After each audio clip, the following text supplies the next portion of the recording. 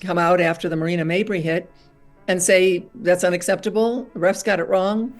Okay, should have been kicked out then. You weren't, but now I'm going to kick you out. You're suspended for another game or two. But it does make you wonder, me as a human being, what is going on and why is it still so bad and just so opposite of what any, obviously one person who's magical, who's chucking it from the parking lot and it's going in, and who is those passes are the greatest passes and otherworldly talent. They're looking at, well, she wasn't asked about Angel, she was asked about Caitlin. This incredible inability to deal with the facts and saying, why is it happening now and why didn't it happen earlier? I was at the game where Caitlin Clark did the "you can't see me" gesture to her own bench.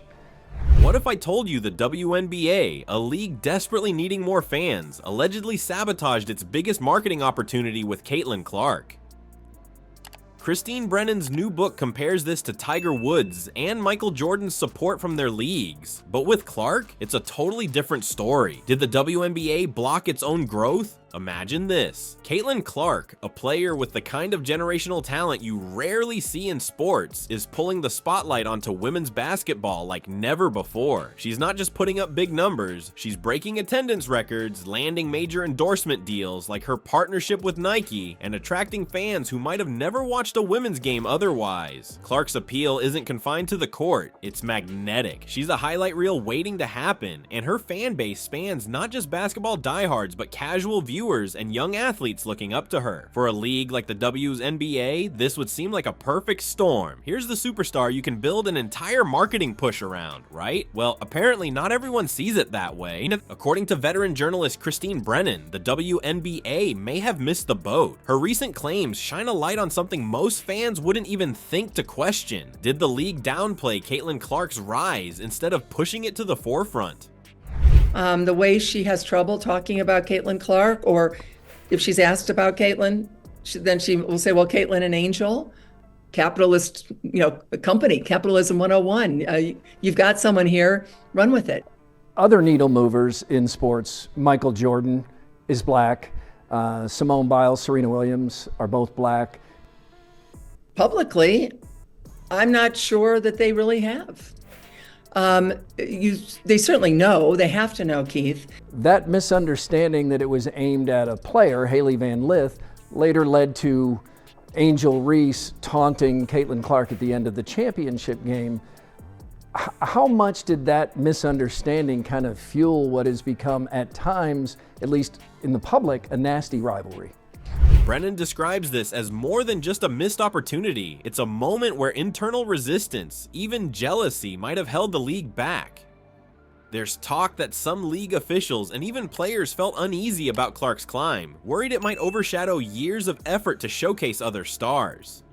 Brennan compares this to the way legends like Tiger Woods and Michael Jordan were embraced by their leagues, pointing out that those organizations saw the bigger picture. Clark's situation, it feels different. Take this example. During one of her college tour stops, fans lined up for hours just to get the chance to see her play, and social media erupted every time she stepped on the court. Yet when she entered the draft conversation, the WNBA's response seemed muted. There wasn't the hype machine cranking at full volume. Small marketing pushes here or there, sure, but nothing that matched the fervor customers had already shown for her.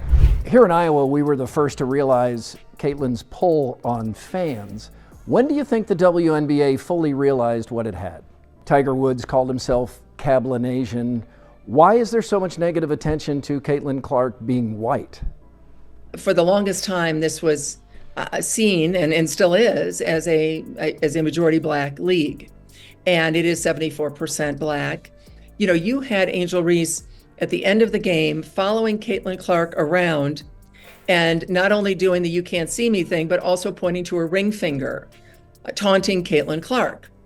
And so I think all of us understand that the issues that can come up in that situation. And hey, I'm sitting here talking to you as a white woman, you're a white man, and we will never live 1 minute. Why? Was this short-term thinking or something deeper? Brennan positions this as an inflection point, a chance for the WNBA to soar, missed because of internal friction. But Clark's struggles weren't just with league execs, they extended onto the court. Let's talk about that. Caitlin Clark's skills speak for themselves, but it didn't take long for her success to ruffle feathers. Not everyone in the WNBA welcomed her rise with open arms. Reports in Christine Brennan's book describe how some players and even league officials reportedly viewed her mainstream appeal as a potential threat. Instead of being celebrated as the spark for a new wave of attention, Clark's arrival seems to have stirred up concerns that her popularity might overshadow the veterans who helped build the league. And on the court, that tension was impossible to ignore.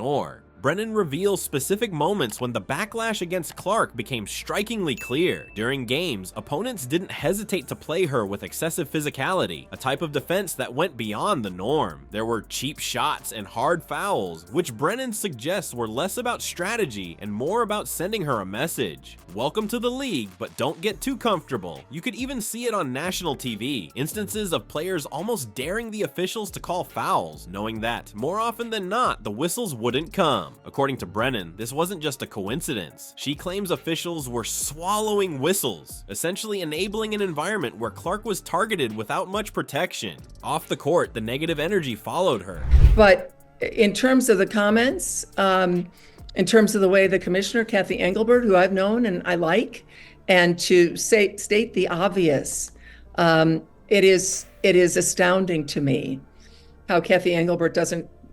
That's just unacceptable behavior for someone who's so important to the league or to any player, right? Mm-hmm. They can't do that. They seem paralyzed with low TV ratings and low attendance, and most people like not caring, the vast majority of the country. And now along comes one person because she thought Caitlin Clark was taunting Hailey Van Lith. And it's all wrong. When you think that then the storyline has continued among journalists, among members of the media, that it's somehow... Brennan shares how some players took dismissive swipes at her through comments, making it clear they weren't impressed by the hype that surrounded her. To them, Clark was seen as the newcomer who hadn't earned her stripes yet. All of this highlights what Brennan describes as deeper cultural dynamics within the WNBA, where Clark's sudden fame clashed with an established identity that some felt she didn't fit into. But here's the thing, when players like Clark are held back, it doesn't just hurt her, it creates a disconnect between fans who are eager for change and a league that seems stuck in its ways. Could this resistance be holding back women's basketball entirely? The WNBA's response to Caitlin Clark isn't just a story about one player, it's a warning bell for the league's future. Christine Brennan's reporting laid it out. Clark showcased enormous potential to bring new fans, boost attendance, and sell out arenas, but the league, as she points out, was caught off guard. Missed opportunities like this won't just stall growth, they could cost women's basketball its moment in the spotlight. Fans want stars like Clark, and the numbers back it up. So the real question now is, can the WNBA finally step up and adapt before the next generational talent comes along?